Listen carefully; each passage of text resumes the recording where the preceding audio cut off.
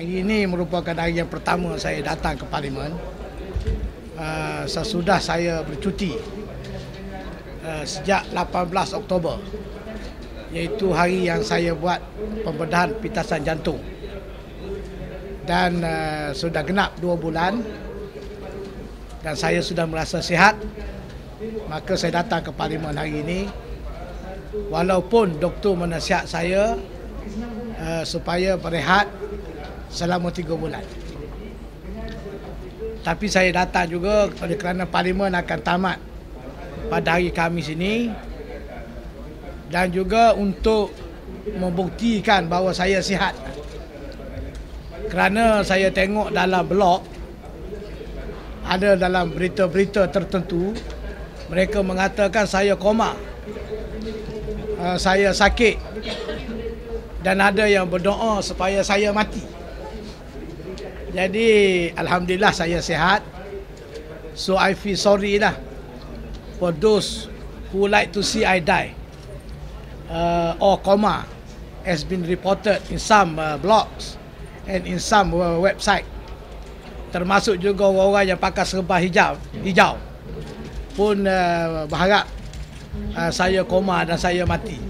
Jadi walau macam mana pun saya bersyukur saya sihat dan dapat kembali ke Parlimen dan dapat, orang kata, cergas balik ke gelanggang perjuangan.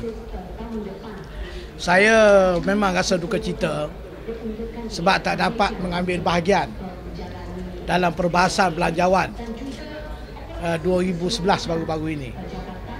Banyak perkara yang saya nak bangkit, terutamanya isu-isu yang berkaitan dengan kepentingan Bumiputera dan orang-orang Melayu, tetapi saya tidak dapat berbuat demikian oleh kerana saya terpaksa menjalani pembedahan. Sehubungan dengan itu, ada 2 perkara penting saya nak maklum di sini.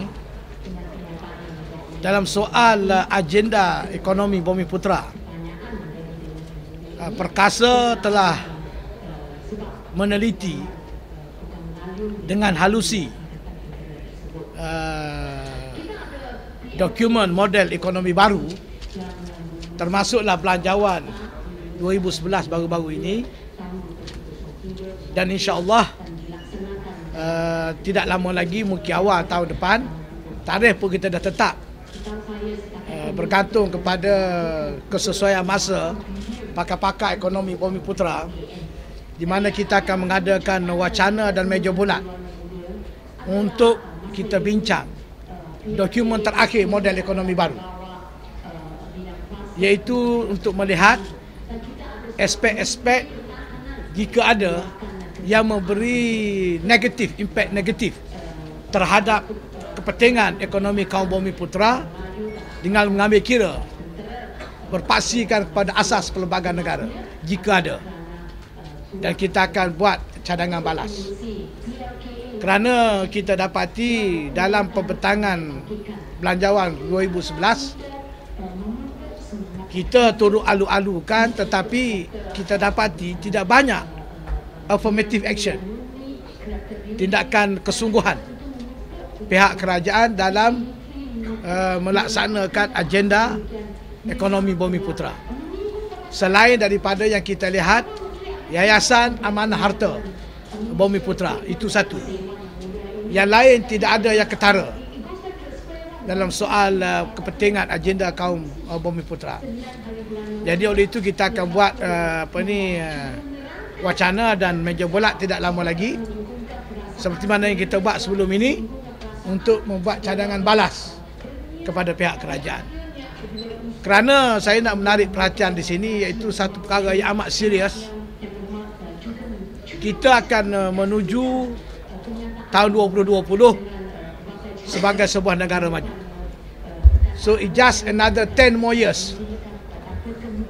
Maka 10 tahun ini, sebelum tahun 2020 tiba, bila negara kita mencapai negara maju, Perkasa ingin melihat bahawa 30% penyertaan Bumiputera dalam ekonomi negara tercapai dalam semua bidang. Dan sewajarnya kerajaan sepatut memberi aku janji, terutamanya Perdana Menteri kepada orang-orang Melayu, bahawa tibanya tahun 2020, tercapainya negara maju, bahawasanya pembahagian ekonomi negara kita untuk Bumiputera tercapai secara mutlak 30% dalam semua bidang, dalam arti kata yang sebenarnya. Dan jika aku janji ini diberi, saya percaya seluruh umat Melayu, paling tidak majoriti, akan memberi sokongan yang tidak berbelah bagi kepada Yang Amat Berhormat Perdana Menteri, termasuk dalam pilihan raya umum yang ke-13 nanti. But we hold them responsible. Orang-orang Melayu akan memegang aku janji ini. Jika gagal, bila tiba tahun 2020 tidak tercapainya 30%, kita bagi kita semua kepimpinan Melayu yang ada pada hari ini bertanggungjawab. Not only the government, but to all the political parties, to the Malay leaders. Mereka bertanggungjawab kerana bagi kita, kalau tahun 2020 negara Malaysia dah tercapai negara maju, Bumiputera tak tercapai 30%, pada kita ianya merupakan satu tragedi. Satu tragedi. Dan kita mesti ingat, perjuangan menuntut kemerdekaan dahulu bukan sahaja untuk kita merdeka daripada penjajah, tetapi juga untuk membangunkan penduduk asal negara ini, iaitu kaum Bumiputera khususnya. Maka selain daripada itu, Perkasa juga telah membuat keputusan akan mengutus memorandum dan surat kepada Majlis Raja-Raja Melayu, iaitu meminta Raja-Raja Melayu, Majlis Raja-Raja Melayu menubuh Suruhanjaya Diraja, ataupun paling tidak, paling minima, Steering Committee, Jawatankuasa Pemandu, yang bertanggungjawab terus kepada Majlis Raja-Raja Melayu,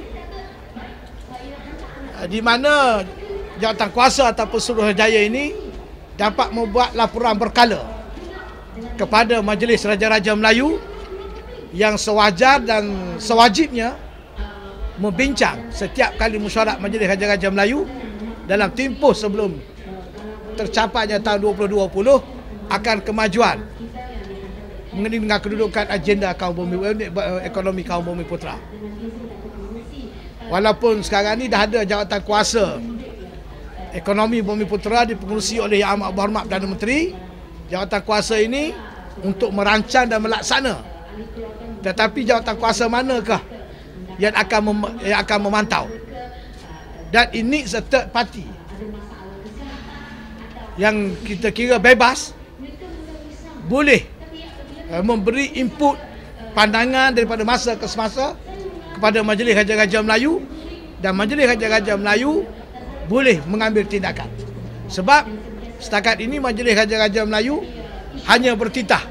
Sultan Perak bertitah, Sultan Selangor bertitah, Sultan Johor bertitah, Sultan Pahang bertitah, semua sultan-sultan sudah bertitah. Tetapi bertitah saja tidak cukup. Kita mahu Majlis Raja-Raja Melayu bertindak, menentukan bahawa apa yang terkandung dalam perlembagaan dilaksanakan.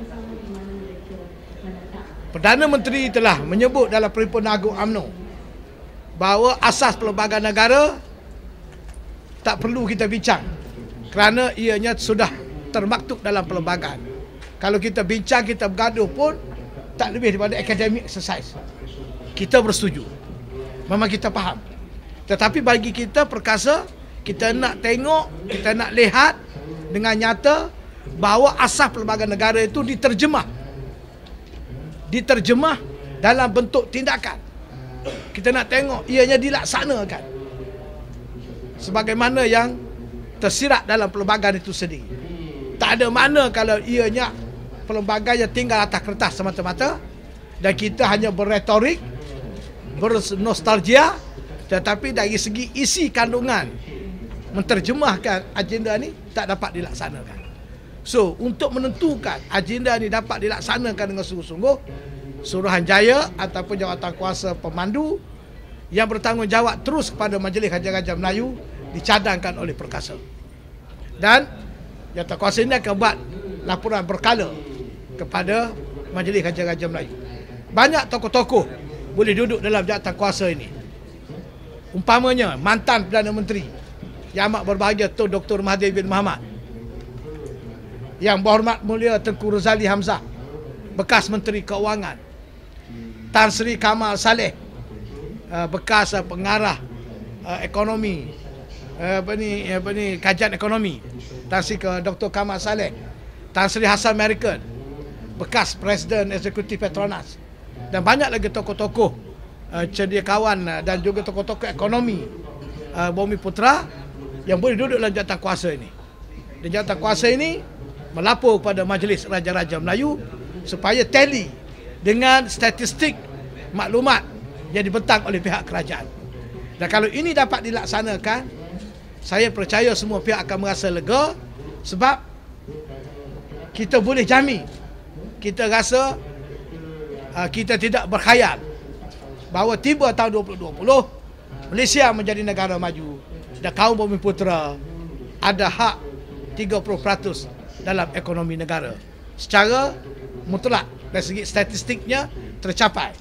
Dan inilah perjuangan Perkasa, fokus kita kepada ekonomi dan juga menentukan pencapaian 30% dalam ekonomi negara dengan tidak mengusik kepentingan kaum-kaum lain. Kaum-kaum lain, apa saja bentuk kerajaan nak bantu, itu hak kerajaan dan tanggungjawab kerajaan. Yang kita nak tentukan bahawasanya perlembagaan tidak tinggal atas kertas, perlembagaan diterjemah dalam bentuk tindakan, dan Bumiputera tercapai kepentingan 30% tadi. So this is the mesej yang saya nak beritahu. Walaupun 2 bulan saya tak buat apa-apa kenyataan, tetapi saya sering berbincang di rumah saya dengan pakar-pakar ekonomi, ahli-ahli jawatan kuasa Dewan Tertinggi, di mana kita tidak berpeluh tubuh dan tidak berdiam diri, dan kita serius. We will go seriously dari segi perjuangan sehingga tahun 2020 kita harap matlamat ini tercapai. So isu-isu lain, isu-isu sampingan pada perjuangan Perkasa. Fokus kita ialah agenda ekonomi. Sebab kita masih lagi bimbang dengan perkembangan yang ada, suasana ekonomi dunia dan macam-macam hal. Kita tidak mahu tibanya tahun 2020 kita duduk pada tahap yang sama.